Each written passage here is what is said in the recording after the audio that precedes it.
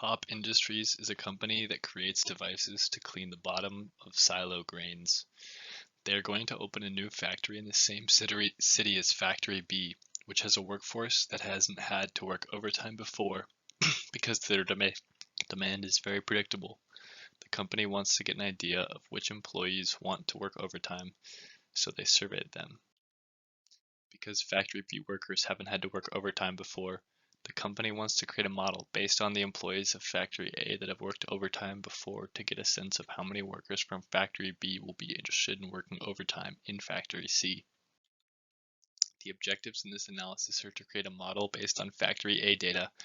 and apply that model to Factory B workers to allow the company to know what employees are wanting to work overtime and what employees are just saying they want to work overtime to look better for their bosses. The approach to this problem is to create a linear regression model based on the data collected from the survey of the Factory A workers and then use that model to apply to the Factory B workers survey to show the company the employees that want to work overtime. Logistic regression was chosen because it allows for us to create a binary predictor from the categorical information we have from their satisfaction survey.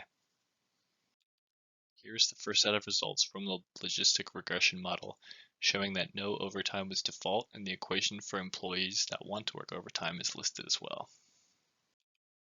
Here's the analysis of the results of the first model, showing that it is right about 90% of the time with its predictions,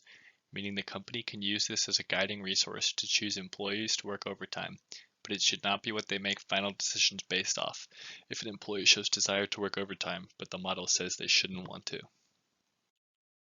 Here is the first section of the table that contains the result of the survey with the predictions appended to the results. Here is the second section of the table that contains results of the survey with the predictions appended to the results.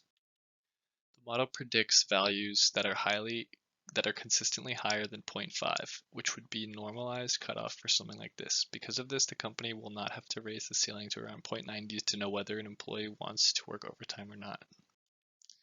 The model was mostly correct with its predictions of whether or not an employee wanted to work overtime, reaching around the same 90% mark that it was in training.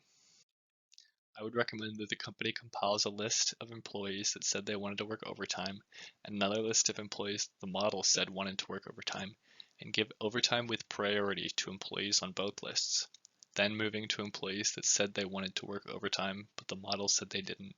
and finally employees that said they didn't want to work overtime and the model said they did. Because the overtime will be a deviation from their normal work schedule, the company should reassess the same survey in about a month after the overtime starts to see if employees' ideas about working overtime have changed. If they have, another model should be created to reassess the employees that are and are not working overtime. Just because the model says an employee doesn't want to work overtime based on the responses they gave to the survey, doesn't mean the employee doesn't want to work overtime for the reasons outside of work, the most common being financial. Because of this reality, the company should make sure that it checks with every employee that said they want to work overtime that the model said they didn't, and make sure they can meet their needs. If they can't, they should get priority to the overtime.